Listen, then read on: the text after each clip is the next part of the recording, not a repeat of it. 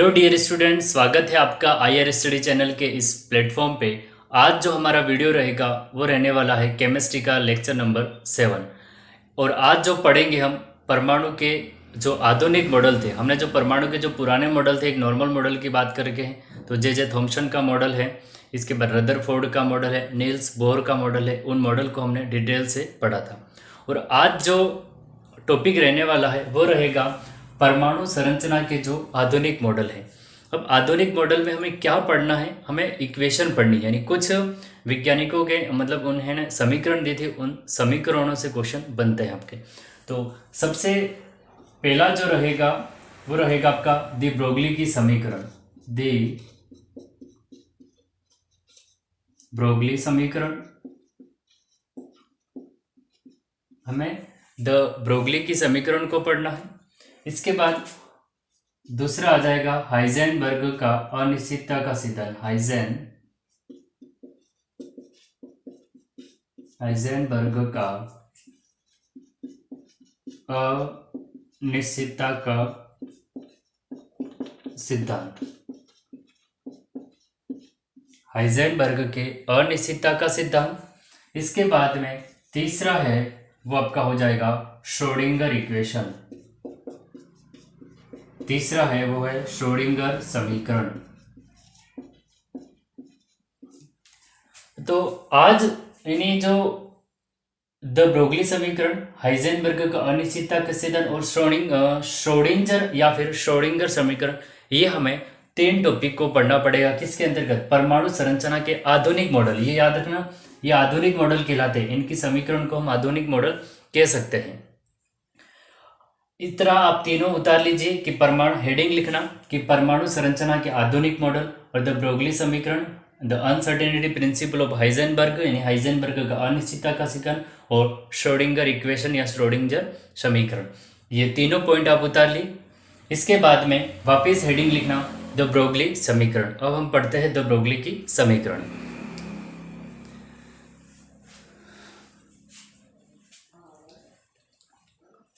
आपने उतार लिया होगा तीनों पॉइंट। अब मैं इसको रब करता हूं।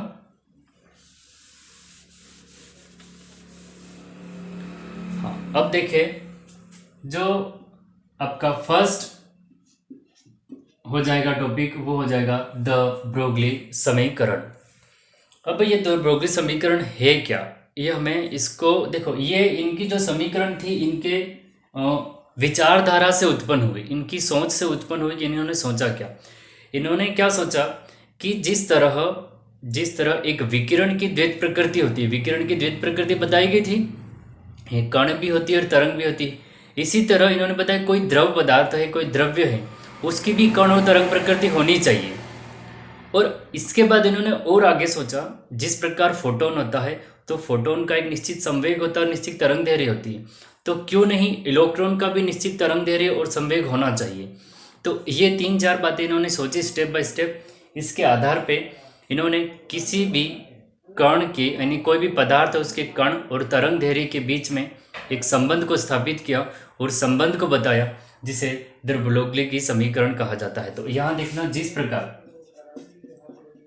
जिस प्रकार इन्होंने विकिरण में क्या होता है, कण और तरंग प्रकृति, विकिरण में होता है कण और तरंग प्रकृति। इसी आधार पर इन्होंने सोचा कि द्रव्य पदार्थ, कोई द्रव्य पदार्थ है तो उसमें भी कण एंड तरंग की प्रकृति होनी चाहिए। विकिरण में कण और तरंग है, इसी तरह द्रव्य पदार्थ में भी कण और तरंग की प्रकृति होनी चाहिए। इसके बाद फोटोन के लिए कि फोटोन में क्या होता है, फोटोन में एक संवेग होता है और निश्चित तरंग दैर्घ्य होती है। इसके आधार पे इन्होंने बताया कि इलेक्ट्रॉन में भी संवेग और निश्चित तरंग दैर्घ्य होनी चाहिए। और इसी 3-4 बातों के हिसाब से इन्होंने एक परिभाषा दी या फिर एक इक्वेशन दी। किसी पदार्थ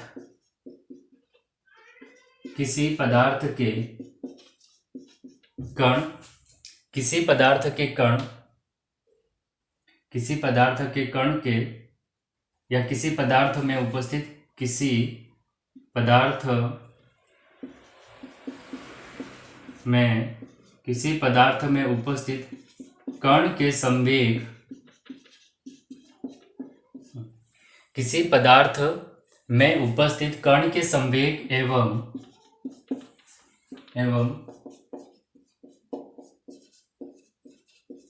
तरंगदैर्घ्य के मध्य संबंध को बताया जिसे दे ब्रोगली समीकरण कहा जाता है। दी ब्रोगली समीकरण कहा जाता है। अब दी ब्रोगली की समीकरण है क्या? तो तरंगदैर्घ्य यानी लैम्बडा बराबर ये हो जाएगा आपका h अपॉन mv और ये हो जाएगा h अपॉन p। ये आपकी क्या हो जाएगी? ये आपके है तरंगदैर्घ्य, मतलब ये है आपकी द ब्रोगली की समीकरण। यहाँ देखें द ब्रोगली ने, मैं वापस रिवाइज कर रहा हूँ, जिस प्रकार विकिरण में तरंग और कण प्रकृति होती है, इसी तरह उन्होंने बताया कि कोई भी द्रव्य पदार्थ होता है या कोई पदार्थ है उसमें भी कण और तरंग प्रकृति होनी चाहिए। इस आधार पे किसी पदार्थ में उपस्थित कण के संवेग एवं तरंगदैर्घ्य के मध्य संबंध को बताया, जिसे क्या कहा गया? जिसे दी ब्रोगली की समीकरण कहा जाता है। और ये है आपकी इक्वेशन द ब्रोगली समीकरण। हमें एग्जाम में ऑप्शनल क्वेश्चन में मतलब ABCD इस तरह से 4 ऑप्शन बना के कोई भी, जिस तरह यहाँ पे कुछ परिवर्तन कर सकता है। H प्लांक कांस्टेंट है, यहाँ पे कुछ और वैल्यू लिख लेगा। P संवेग है, यहाँ पे कुछ और लिख लेगा। तो यहाँ पे कुछ चेंज करके सीधा पूछेगा कि निम्न में से कौन सी द ब्रोगली की समीकरण है और कौन सी नहीं है, इस हिसाब से। तो हमें ऐसे बस द ब्रोगली की समीकरण में हमें इससे ज़्यादा याद नहीं रखना है, सिर्फ इतना संवेग और तरंगदैर्घ्य के बीच में संबंध बताया था और ये द ब्रोगली की समीकरण कहलाती है। ये है, यहाँ पे आप लिखना चाहें तो हम लिख सकते हैं m है वो कण का क्या हो जाएगा? मास हो जाएगा। कण का द्रव्यमान है। v उसका वेग है, वेग और p है, जो p है उसका क्या हो जाएगा? संवेग। p है वो उसका संवेग हो जाएगा। तो ये 3 बातें आप नोट डाउन कर सकते हो। इसको लिखना, ये द ब्रोगली की समीकरण है, हमें इसी को ही याद रखना है, ये पूछी जाएगी आपसे। इसके बाद कण का द्रव्यमान m, v उसका वेग है और p उसका क्या हो जाएगा? p उसका संवेग हो जाएगा। इतना आप उतार ले एक बार। इसके बाद में एक और पॉसिबिलिटी है जब हमें क्वेश्चन पूछ सकता है। ये तरंगदैर्घ्य तो है, हमें जिस तरह से इलेक्ट्रॉन, प्रोटॉन, न्यूट्रॉन, उनकी तरंगदैर्घ्य क्या है और उसका मास क्या है, किसके अनुसार? द ब्रोगली की समीकरण के अनुसार हमें ये थोड़ा और पूछा जा सकता है। तो एक बार इसको आप उतारिए, ठीक है। और ये द ब्रोगली समीकरण से रिलेटेड सवाल लिखा है मैंने NCERT की बुक से ही लिया है, क्योंकि इस टाइप का क्वेश्चन आपसे पूछा जाएगा। क्योंकि जो भी एग्जामिनर है वो किसी गाइड बुक से मतलब सवाल नहीं उठाते हैं, वो आपकी NCERT बुक है, सीधा वहां से सीधा का सीधा सवाल उठा लेते हैं। इसका स्क्रीनशॉट ले ले या फिर इसको उतार ले।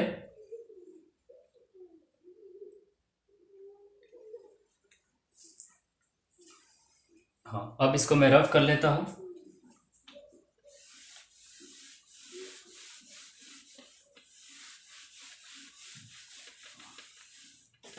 इसके अलावा सेकंड जो पॉसिबिलिटी हमें कैसे पूछ सकता है, मास से और तरंगदैर्घ्य थे, यानी द ब्रोगली समीकरण के अनुसार या द ब्रोगली के अनुसार इलेक्ट्रॉन, प्रोटॉन, न्यूट्रॉन का तरंगदैर्घ्य बताइए, यानी उनका आरोही और अवरोही क्रम बताइए, या फिर ये पूछ सकता है कि उनका मास बताइए। ठीक है, तो अगर मास पूछे तो सिंपल सा फंडा दिमाग में याद रखना, इलेक्ट्रॉन का जो मास होता है वो नगण्य होता है। इसलिए तो जो भी द्रव्यमान होता है, किसी भी परमाणु का हम द्रव्यमान गिनते हैं तो उसमें प्रोटॉन और न्यूट्रॉन को इंक्लूड करते हैं, दोनों को जोड़ सकते हैं, लेकिन हम इलेक्ट्रॉन को नहीं गिनते हैं क्योंकि इलेक्ट्रॉन का जो द्रव्यमान होता है वो नगण्य होता है। तो यहाँ पे आप क्वेश्चन बना सकते हैं कि जिस तरह से अल्फा कण हो गया, फिर इलेक्ट्रॉन, प्रोटॉन और न्यूट्रॉन का द ब्रोगली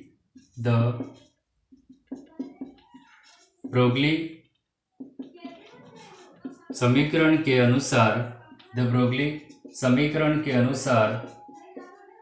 इलेक्ट्रॉन, प्रोटॉन और न्यूट्रॉन का द ब्रोगली समीकरण के अनुसार तरंग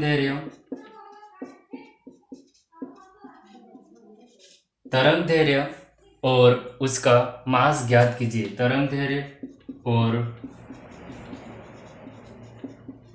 द्रव्यमान बताइए, यानी उनका आरोही और अवरोही क्रम हमें पूछ सकता है। तो यहाँ मास की बात कर लेते हैं। देखो m यानी मैं लिख लेता हूँ, m का मतलब हो जाएगा आपका मास यानी द्रव्यमान हो जाएगा। m यानी मास यानी द्रव्यमान हो जाएगा। अल्फा, इसके बाद में का लिख ले न्यूट्रॉन। देखो मास ऑफ न्यूट्रॉन, फिर मास ऑफ प्रोटॉन और मास ऑफ इलेक्ट्रॉन। यानी यहाँ पे जो सबसे ज़्यादा है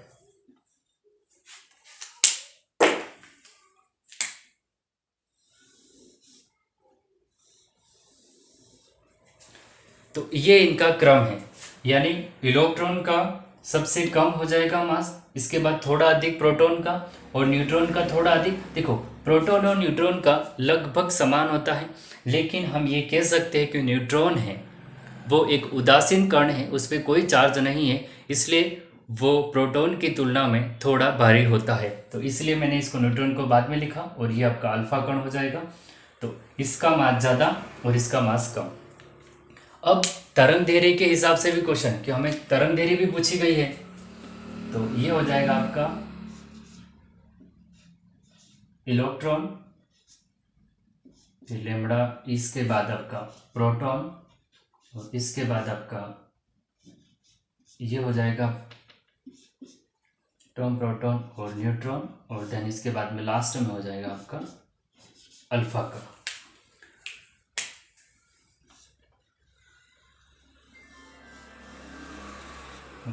यानी इलेक्ट्रॉन का तरंग दैर्घ्य सबसे ज़्यादा होगा और अल्फा कण का तरंग दैर्घ्य सबसे कम होगा। द ब्रोगली समीकरण के अनुसार इलेक्ट्रॉन का तरंग दैर्घ्य सबसे ज़्यादा और अल्फा कण का तरंग दैर्घ्य सबसे कम हो जाएगा। और मास पूछे तो अल्फा कण का जो मास होगा वो सबसे ज़्यादा और इलेक्ट्रॉन का मास सबसे कम होगा। तो एक तो हमें क्या याद रखना है, उसकी इक्वेशन यानी द ब्रोगली की समीकरण कौन सी थी, ये हमसे पूछ सकता है। इसके बाद दूसरी पॉसिबिलिटी ये थी, इस प्रकार से हमें मास और जो तरंग दैर्घ्य है उनके बीच में संबंध या फिर उनका बढ़ता क्रम या घटता क्रम पूछा जा सकता है द ब्रोगली समीकरण के अनुसार। इसको आप उतार लें, मैं आपको थोड़ा समय देता हूँ, आप इसको नोट कर लें। इसके बाद में हम करेंगे, ये हो जाएगा आपका सवाल कि द ब्रोगली समीकरण के हिसाब से सवाल कैसा है। तो इसके साथ में सवाल को भी देख लेते हैं। देखो कि ये जो दूसरा सवाल है उसको पढ़ते हैं कि 0.1 kg द्रव्यमान कितना हो जाएगा 0.1 kg। इसके बाद स्पीड है यानी वेग उसका हो जाएगा आपका 10 मीटर सेकंड इनवर्स। कितना हो जाएगा 10 मीटर सेकंड इनवर्स से गति कर रही एक गेंद की तरंग दैर्घ्य क्या होगी। यहाँ पे भी हमें तरंग दैर्घ्य पूछी गई है और यहाँ पे भी तरंग दैर्घ्य पूछी गई है। ये सवाल लाने का एम यही है कि इस तरह से यहाँ पे कुछ वैल्यू चेंज कर देगा, लेकिन हमें क्वेश्चन डी ब्रोगली की समीकरण से तरंग दैर्घ्य से पूछे जाने की पॉसिबिलिटी ज़्यादा रहती है। तो यहाँ पे ये जो इक्वेशन है कि ये लेमड़ा H/mb और H/p, यानी H आपका प्लांक स्थिरांक है, प्लांक स्थिरांक की वैल्यू ये लिखी हुई है, ठीक है। ये एक स्थिरांक है यानी कांस्टेंट है। अब देखो H की वैल्यू कितनी हो जाएगी 6.626 इंटू 10⁻³ जूल। ये आपकी H की वैल्यू है, प्लांक नियतांक की वैल्यू हो जाएगी। इसके बाद में m क्या है, मैंने यहाँ लिखवाया था, m का मतलब होता है द्रव्यमान, उस पदार्थ के या उस कण का द्रव्यमान। तो द्रव्यमान कितना है 0.1 kg, तो ये 0.1 kg ये हमने इसका द्रव्यमान लिख लिया। और v बराबर क्या लिखा था? वेग। v बराबर क्या लिखा था? वेग। तो वेग कितना है? 10 मीटर सेकंड इनवर्स। तो 10 मीटर सेकंड इनवर्स ये इसका वेग लिख लिया है। अब ये जो वैल्यू है, इसका जो फाइनल आंसर आता है ये रहा। लैम्बडा बराबर 6.626 इंटू 10 की पावर -34। ये जूल जो था वो मीटर में कन्वर्ट हो गया। किसमें? जूल को हमने मीटर में कन्वर्ट कर दिया है। तो ये सवाल मतलब इसलिए लाया हूँ कि इस तरह से और क्वेश्चन आपके बन सकते हैं। तो यहाँ पे द ब्रोगली समीकरण अपनी पूरी हो जाती है। हमने परिभाषा देख ली, इक्वेशन देख ली। ये द ब्रोगली की इक्वेशन है, हमें ये याद रखनी है। 3 ही पॉइंट याद रखने हैं। पहला पॉइंट इक्वेशन, इसके बाद में ये आपका दूसरा पॉइंट, ये चीज आपको याद रखनी है। इसके बाद में तीसरा पॉइंट ये हो जाएगा। इस तरह से हमें सवाल पूछा जा सकता है। तो इस प्रकार हमने द ब्रोगली समीकरण को पूरा पढ़ा। अब जो दूसरी समीकरण है वो है अनसर्टेनिटी प्रिंसिपल ऑफ हाइजेनबर्ग, या हाइजेनबर्ग की अनिश्चितता का सिद्धांत पढ़ेंगे। आप इसका स्क्रीनशॉट ले लें या फिर इसको जल्दी से उतार लें।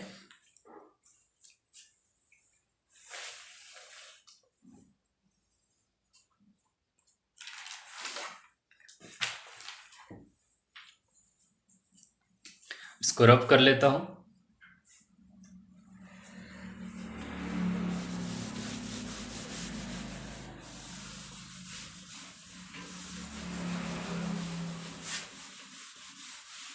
अब नंबर 2 हेडिंग लिखे, हाइजेनबर्ग की अनिश्चितता का सिद्धांत।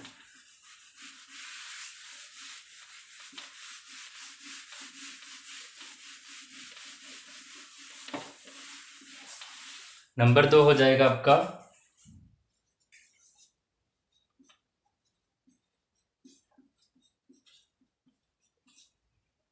हाइजेनबर्ग का अनिश्चितता, हाइजेनबर्ग के अनिश्चितता का सिद्धांत।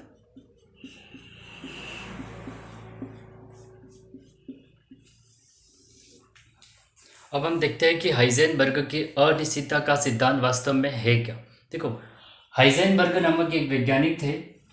इन्होंने देखा कि जब कोई भी कण होता है, जब कोई कण है या इलेक्ट्रॉन है, अगर वो गति करता है, तो उसका संवेग अगर ज्ञात करते हैं तो हम स्थिति ज्ञात नहीं कर पाते, और स्थिति ज्ञात करते हैं तो संवेग ज्ञात नहीं करते, अर्थात अनिश्चितता उत्पन्न होती है। अब अनिश्चितता का कारण क्या है वो भी देखेंगे। देखो, हाइजेनबर्ग ने क्या बताया था कि कोई भी कण है उसकी स्थिति और संवेग को कभी भी एक साथ हम ज्ञात नहीं कर सकते हैं। इस अनिश्चितता कैसे उत्पन्न होती है, उसका क्या कारण है, उसकी इम्पोर्टेंस क्या है, ये सारी बातें हम देखेंगे। तो पहले इसका डेफिनेशन लिख लेते हैं पूरी, कि हाइजेनबर्ग की अनिश्चितता का सिद्धांत क्या कहता है। इस नियम अनुसार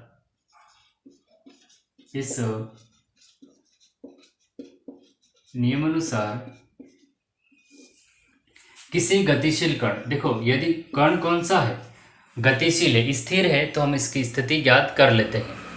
यदि इस अनुसार किसी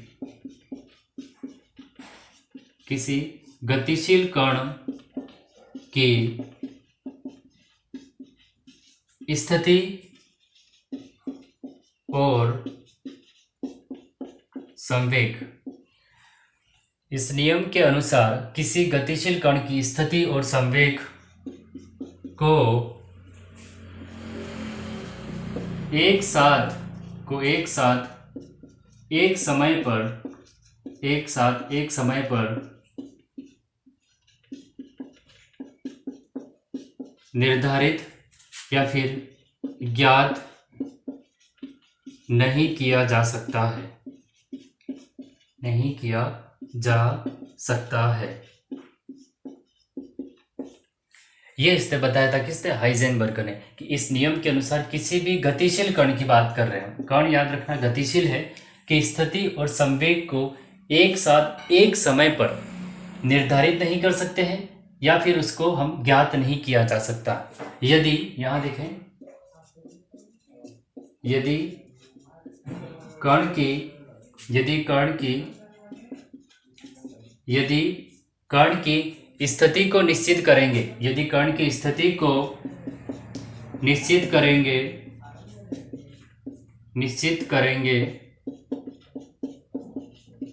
तो उसका संवेग अनिश्चित हो जाएगा। यदि कण की स्थिति को निश्चित करेंगे तो उसका संवेग अनिश्चित हो जाएगा। उसका संवेग अनिश्चित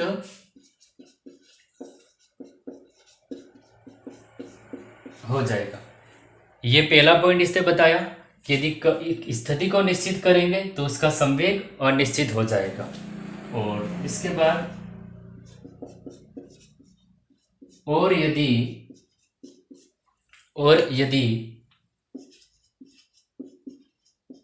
कण का संवेग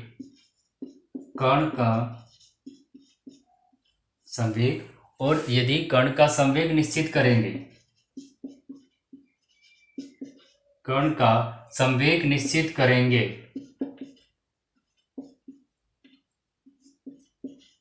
तो उसकी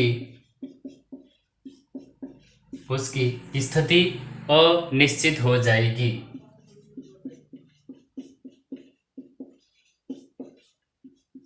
उसकी स्थिति अनिश्चित हो जाएगी। ये किसने बताया था? ये हाइजेनबर्ग ने बताया। अब इसके बाद यहां लिख सकते हैं कि डेल्टा x बराबर 0 तो डेल्टा p बराबर अनंत हो जाएगा। ठीक है, और डेल्टा p 0 होगा तो डेल्टा x बराबर अनंत होगा। इसको आप लिखें। इसके बाद में हम हाइजेनबर्ग की जो इक्वेशन है कि क्या इक्वेशन दी गई थी उसको लिखते हैं। ठीक है, ये पूरा थ्योरेटिकल हो गया आपका।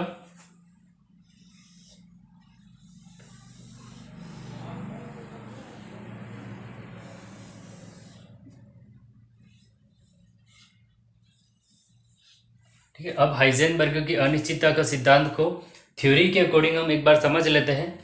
इस नियम के अनुसार किसी गतिशील कण की स्थिति और संवेग को एक साथ एक समय पर निर्धारित नहीं कर सकते या फिर उनकी स्थिति को ज्ञात नहीं किया जा सकता है।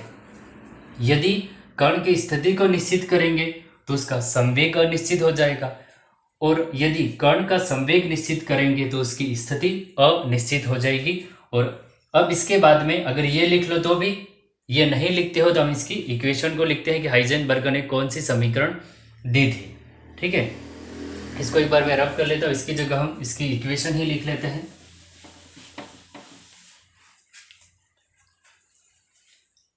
देखो, डेल्टा x बराबर डेल्टा p, सॉरी इंटू हो जाएगा delta x into delta p और h अपॉन 4 पाई।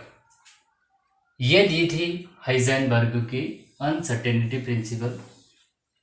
एक तो ये भी सही है।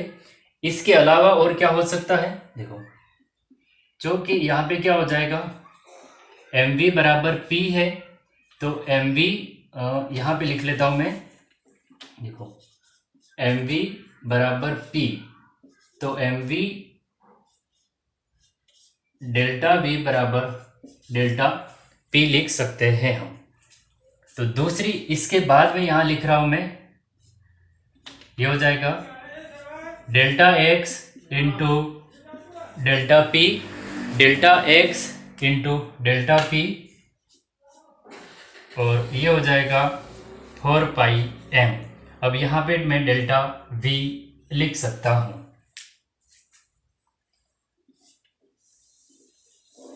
ये हो जाएगा दूसरी।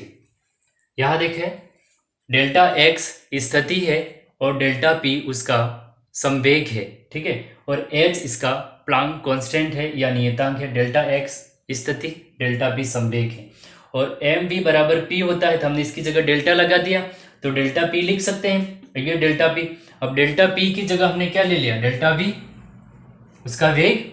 ठीक है, डेल्टा वी का मतलब है उसका वेग, यानी वेग और स्थिति। तो ये जो दूसरी समीकरण आ गई, हमें ऑप्शन में ये इक्वेशन मिल सकती है या फिर ये इक्वेशन मिल सकती है। हमें सिर्फ इतना ध्यान रखना, हाइजेनबर्ग की ये तो थ्योरी हो गई। ठीक है, अगर थ्योरी से पूछा जाए तो अगर वो थ्योरी देगा सिंपल सी कि ऑप्शन ए में दे देगा कि यदि कण स्थिति निश्चित कर सकते हैं, इसके बाद निश्चित नहीं कर सकते हैं दोनों, फिर उपरोक्त में से कोई नहीं, इस तरह से ऑप्शन बना के देगा। या फिर देगा कि दूसरी पॉसिबिलिटी है कि निम्न में से हाइजेनबर्ग की अनसर्टेनिटी प्रिंसिपल का जो इक्वेशन है या जो सिद्धांत है वो कौन सा है। तो ये ऑप्शन में दे सकता है या फिर ये ऑप्शन में दे सकता है। ये पूरा आप उतार लीजिए। इसके बाद में हम अनिश्चितता का कारण थोड़ा देख लेते हैं। अनिश्चितता का वास्तव में कारण क्या होता है, इसका स्क्रीनशॉट ले ले आप।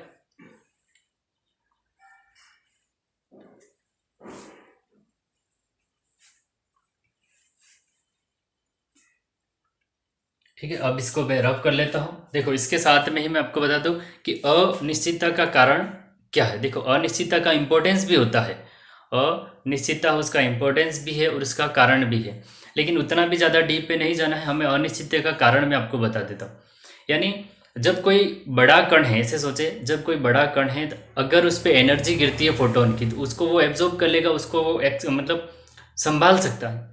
और कोई छोटी चीज़ है, उसको ज़्यादा एनर्जी मिल जाए तो वो क्या करेगी, उस चीज़ को, उस एनर्जी को संभाल नहीं पाएगी और वो गतिशील हो जाएगी। तो ऐसे टाइम पे हम उसकी स्थिति को और संवेग को मेजर नहीं कर पाते हैं। यहाँ देखना, इसको मैं रब कर लेता हूँ एक बार।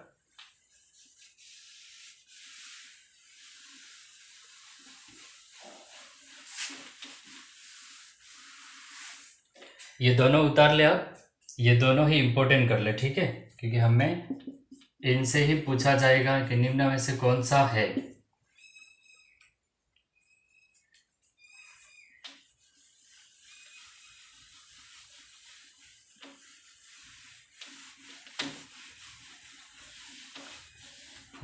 अब है अनिश्चितता का कारण क्या है। अनिश्चितता का कारण को हमें जनरली थोड़ा ध्यान रखना है कि हाँ इस तरह से होती है। जिस तरह से माने कि ये कोई बड़ा कण है, ठीक है, ये कोई बड़ा कण है और ये कोई छोटा कण है। यहाँ पे है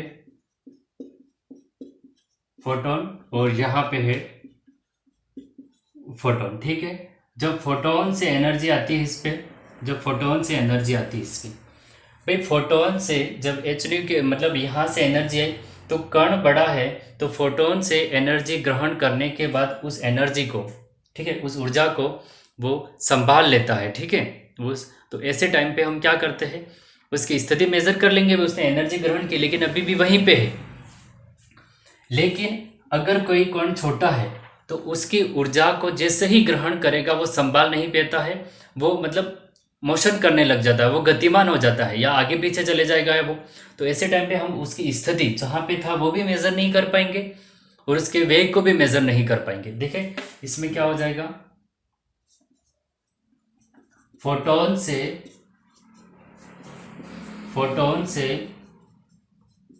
ऊर्जा ग्रहण करता है, ग्रहण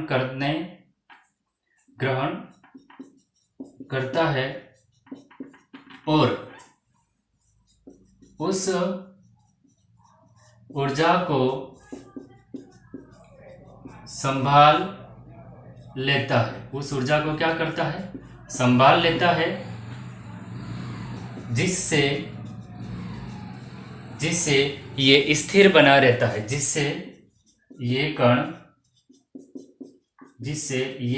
स्थिर बना रहता है,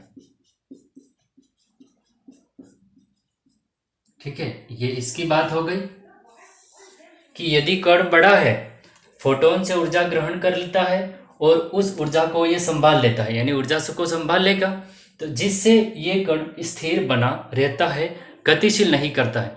तो हम इसकी स्थिति को तो ज्ञात कर लेंगे, इस वाले बड़े कण की क्या कर लेंगे, स्थिति को हम ज्ञात कर सकते हैं। लेकिन ये कण यदि छोटा है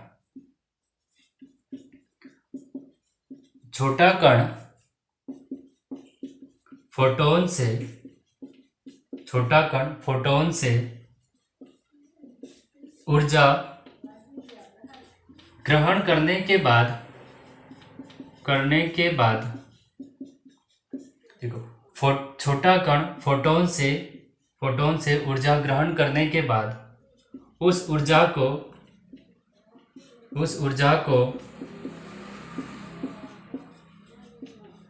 संभाल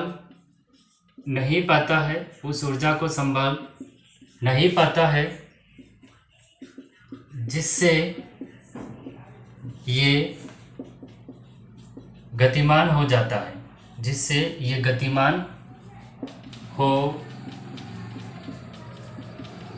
है, ये हमें इसको रट्टा नहीं मानना है, ये हमें समझना है। बेसिकली जिस तरह बड़ा कण है, फोटोन से ऊर्जा अगर ग्रहण कर लेता है तो ग्रहण करने के बाद वो क्या करेगा, फोटोन से एनर्जी को ग्रहण करने के बाद में वो एक्सेप्ट कर लेगा, क्योंकि उसका घर बड़ा, ऐसे समझे, अगर उसका घर बड़ा है तो एनर्जी को वो ग्रहण करके स्थिर बना रहेगा। वो स्थिर बना रहता है, गतिशील नहीं है। तो यदि गतिशील नहीं है तो हम उसकी स्थिति को मेजर कर लेंगे एनर्जी ग्रहण करने के बाद भी वो वहीं पे। छोटा कण है, माना कि इस प्रकार से छोटा कण है, वो छोटा कण फोटोन से ऊर्जा ग्रहण करने के बाद उस ऊर्जा को संभाल नहीं पाता है, जिससे ये गतिमान हो जाता है। तो यहाँ पे स्थिति भी हम ऐसे टाइम पे मेजर नहीं कर पाएंगे कि वो अब कहाँ गया, मतलब ये ऊर्जा को ग्रहण करने के बाद किस ओर मतलब चला गया, तो इसकी हम स्थिति भी मेजर नहीं कर पाएंगे।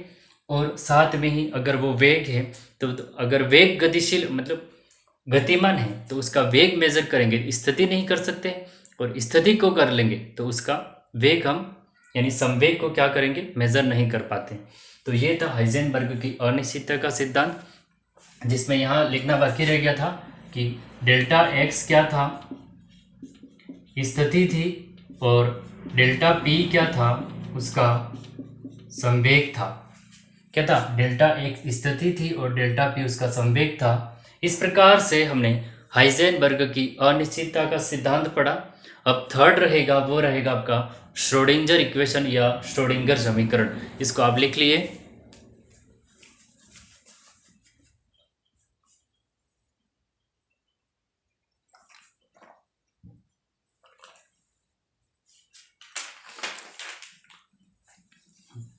अब इसको मैं रब कर लेता हूं।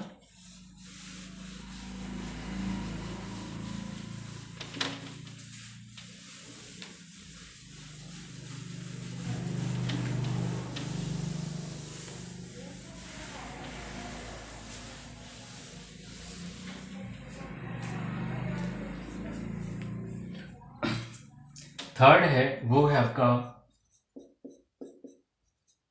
श्रोडिंगर समीकरण। इसको श्रोडिंगर भी कहा जाता है और श्रोडिंगर समीकरण भी कहा जाता है। देखो अब इसको देख लेते हैं, है क्या।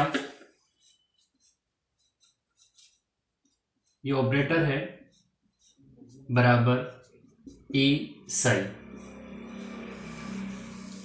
इक्वेशन फर्स्ट देते हैं इसको। यही आपकी श्रोडिंगर समीकरण है जो कि आपकी 11th की एनसीईआरटी बुक में लिखी हुई है। लेकिन हमें यदि एग्जाम में ये ऑप्शन में नहीं मिला, ऐसे टाइम में हमारा क्वेश्चन गलत हो सकता है, तो हमें बीएससी लेवल तक का भी देख लेते हैं कि बीएससी वाली बुक में किस तरह से दे रखा है। तो इसको थोड़ा और आगे सॉल्यूशन सोल्व करके देखा है, तो इसकी वैल्यू में साइड में लिख लेता हूँ कि है क्या ये। एच का मतलब हो जाएगा आपका हैमिल्टोनियन ऑपरेटर है,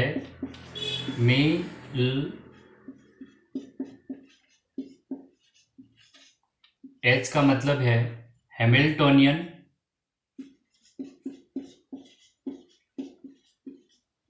ऑपरेटर, और इसको ऑपरेटर को हिंदी में संगणक कहते हैं। एच क्या हो जाएगा आपका हैमिल्टोनियन ऑपरेटर। इसके बाद ई है वो क्या हो जाएगा, ऊर्जा हो जाएगी उस कण की या फिर इलेक्ट्रॉन की ऊर्जा हो जाएगी। और यहाँ पे जो साई होता है, ठीक है, इस साई को याद रखना, जो साई होता है वो इलेक्ट्रॉन की दिशा को दर्शाता है, दिशा को दर्शाता है, इलेक्ट्रॉन की दिशा दर्शाता है। और जो साई स्क्वायर है, ठीक है, साई स्क्वायर देखना आगे जरूर आएगा, साई स्क्वायर हो जाएगा वो इलेक्ट्रॉन के पाए जाने की संभावना व्यक्त करता है।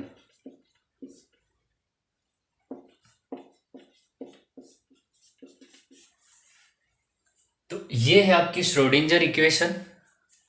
H साई बराबर E साई, H है उसको हैमिल्टोनियन ऑपरेटर कहा जाता है, और E है उसको ऊर्जा यानी एनर्जी है, साई है उसको इलेक्ट्रॉन की दिशा को दर्शाता है। ये दोनों पॉइंट आपके इंपॉर्टेंट हैं,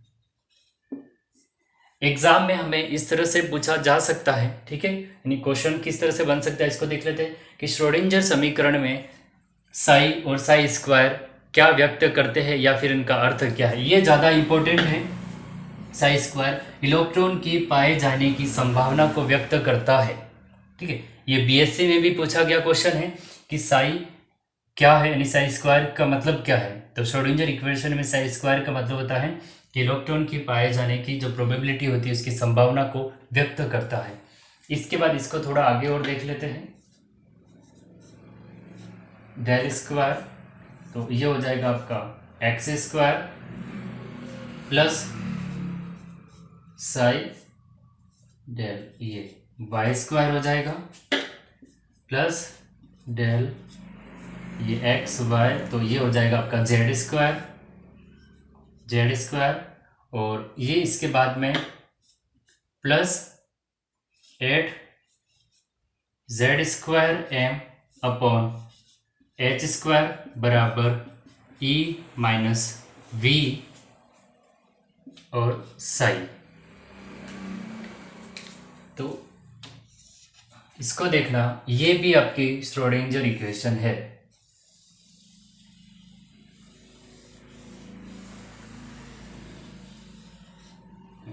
ये नंबर 2 इक्वेशन है, ये एनसीईआरटी बुक में जो 11th के लेवल की है, ये बीएससी लेवल की है, ठीक है। इसको थोड़ा और आगे तो ये हो जाएगा नंबर 2 इक्वेशन। यहाँ लिखना चाहे तो एक्स वाई जेड निर्देशांक है, इसको थोड़ा और आगे सोल्व कर सकते हैं।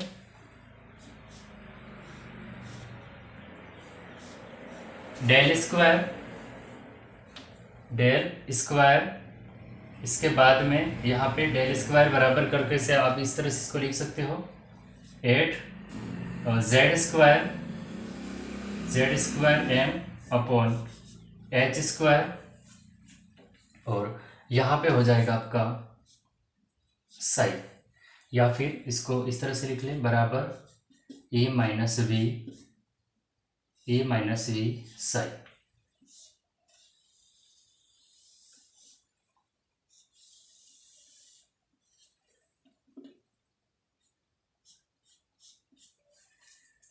ये आपकी थर्ड हो जाएगी, और डेल स्क्वायर है यहाँ पे, इसको डेल स्क्वायर को कहा जाता है, ये जो डेल है उसको कहा जाता है लाप्लांशियन ऑपरेटर। ये हो जाएगा आपका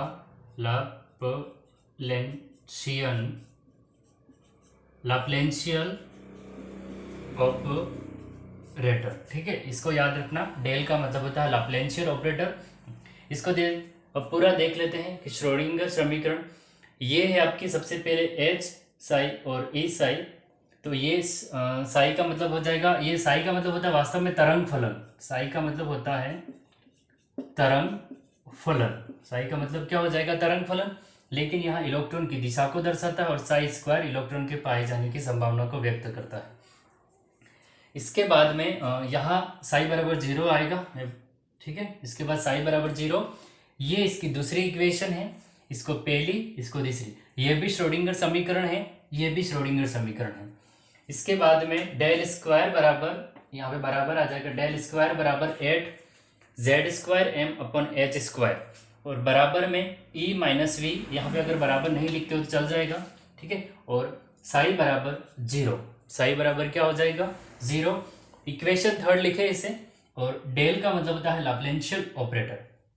अगर यहाँ लिखना चाहे तो आप एक बार इस यहाँ पे हम लिख सकते हैं कि एम उसका क्या है, एम है द्रव्यमान, एम क्या हो जाएगा, द्रव्यमान हो जाएगा, और एक्स वाई जेड उसके निर्देशांक। आप लिख लेना जिस तरह से मैं बोल रहा हूँ, एक्स वाई जेड बराबर निर्देशांक, एम उसका द्रव्यमान है और वी उसकी क्या है, स्थितिज ऊर्जा, स्थितिज ऊर्जा, V बराबर स्थितिज ऊर्जा है, और आपकी E माइनस वी क्या हो जाएगी, यहाँ अगर मैं लिख लेता हूँ, यहाँ पे लिख लेता हूँ, E माइनस वी बराबर गतिज ऊर्जा, क्या हो जाएगा, गतिज ऊर्जा।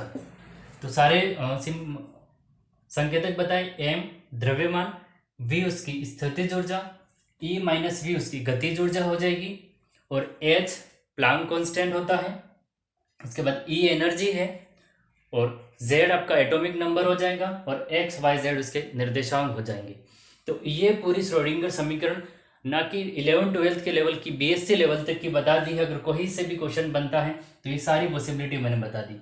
इसको इंपॉर्टेंट कर लेता, हमसे ये भी पूछा जा सकता है। ये तीनों इक्वेशन तो आपके लिए इंपॉर्टेंट है ही। इस प्रकार हमने हाइजेनबर्ग के अनिश्चितता का सिद्धांत, श्रोडिंगर समीकरण और द ब्रोगली समीकरण, तीनों के तीनों जो आधुनिक मॉडल थे या परमाणु के आधुनिक मॉडल हम जिसको कह सकते हैं, ये तीनों इक्वेशन को हमने देख लिया है। मिलते हैं नेक्स्ट क्लास में। जो हमारी नेक्स्ट क्लास रहेगी वो आपके आवर्त सारणी पे रहने वाली है। धन्यवाद।